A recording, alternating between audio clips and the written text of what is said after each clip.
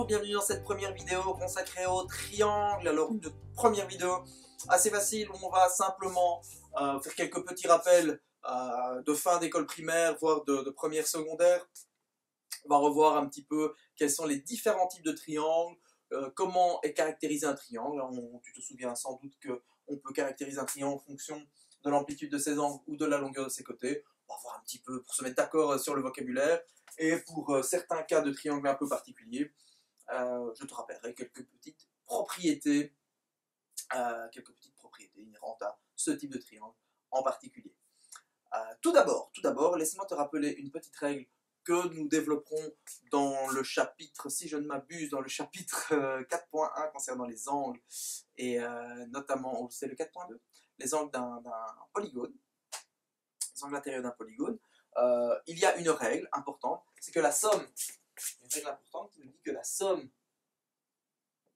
des angles intérieurs d'un triangle égale toujours 180 degrés.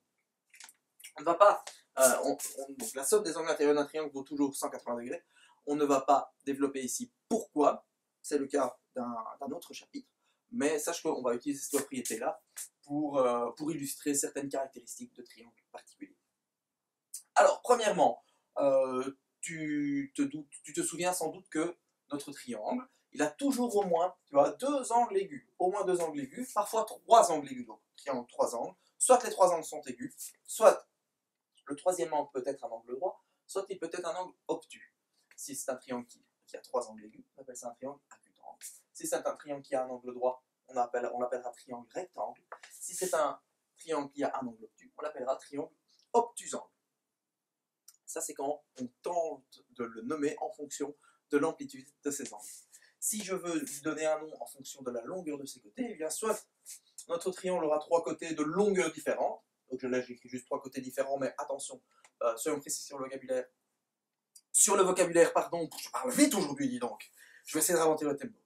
Soit mon triangle a trois côtés de longueur différente, c'est un triangle scalène. Soit il a deux côtés d'égale longueur, donc deux côtés isométriques, iso pour isométrique, et là c'est un triangle isocèle. Soit ces trois côtés sont de même longueur, trois côtés isométriques, et c'est un triangle équilatéral. Bien évidemment, un triangle peut être rectangle et scalène. Triangle scalène rectangle. Boum. Donc il a un angle droit et trois côtés de longueur différente. De manière générale, si je veux être le plus précis possible lorsque je donne un nom à mon triangle, lorsque je veux caractériser un triangle, je dois lui donner toujours deux noms. Sauf pour un cas particulier que nous verrons en fin de vidéo. Donc, ce triangle-ci, le triangle qui rentre dans cette case-ci par exemple, c'est un triangle isocèle acutangle, car il aura deux côtés de même longueur et ces trois angles seront aigus.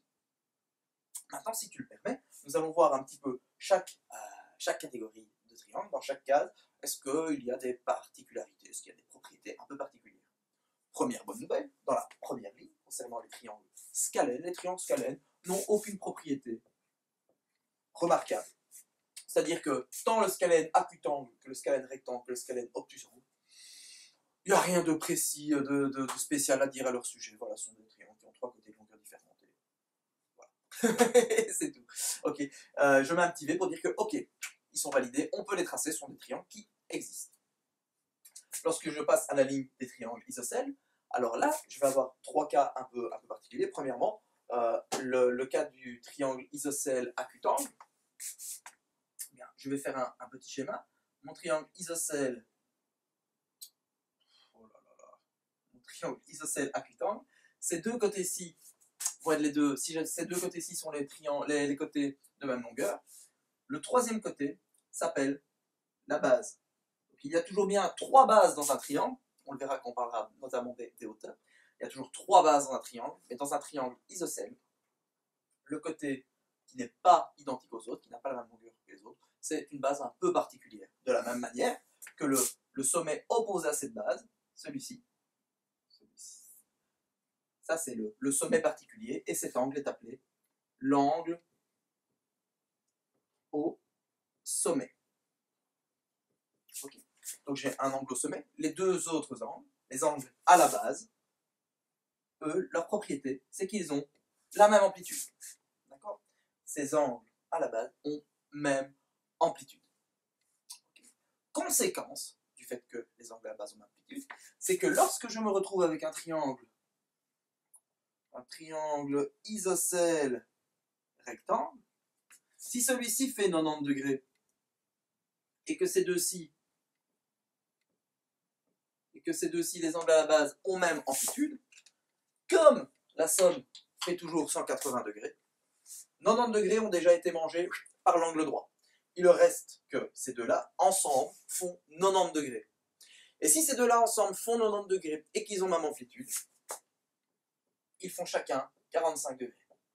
Et ça, c'est valable pour tous les triangles isocèles rectangles que tu pourras tracer, que tu pourras rencontrer. Un triangle isocèle rectangle, comme par exemple une équerre Aristo, a toujours un angle au sommet de 90 degrés et deux angles à la base de 45 degrés. Toujours, que ce soit une grande équerre, une petite équerre de bureau comme tu as, ou n'importe quel autre triangle isocèle rectangle. Voilà, nous allons passer maintenant au triangle isocèle obtusangle. Le triangle isocèle obtusangle n'a pas grand-chose, il n'y a pas grand-chose à dire, hormis le fait qu'il a les mêmes propriétés que l'isocèle acutangle, hein, donc une base, un angle au sommet. L'angle au sommet, c'est lui qui sera obtus, c'est lui qui vaudra plus de 90 degrés. Il va alors le coup de le noter. Hein, hop. Donc c'est lui qui fait plus de 90 degrés, c'est lui l'obtus. Ces deux-là sont de même amplitude, les deux angles à la base, et les deux côtés ici sont de même longueur. Voilà, rien de spécifique à dire. Concernant la ligne des triangles équilatéraux, alors là, j'ai une bonne nouvelle pour toi, c'est qu'un triangle équilatéral rectangle et un triangle équilatéral obtusangle, ça n'existe pas. Ça n'existe pas, notamment, à cause de ceci. Nous savons que la somme des angles intérieurs d'un triangle vaut 180 degrés. Et, conséquence du fait que, ici tu te souviens, triangle isocèle, les deux angles à la base avaient même amplitude. Dans un triangle équilatéral, ce sont les trois angles qui vont avoir la même amplitude. Et le calcul 180 degrés divisé en 3 fait toujours 60 degrés. Et donc, trois angles de mon triangle équilatéral ici vont tous faire 60 degrés. 60 degrés, 60 degrés. Trois côtés de même longueur, trois angles de même amplitude, 60 degrés. Voilà.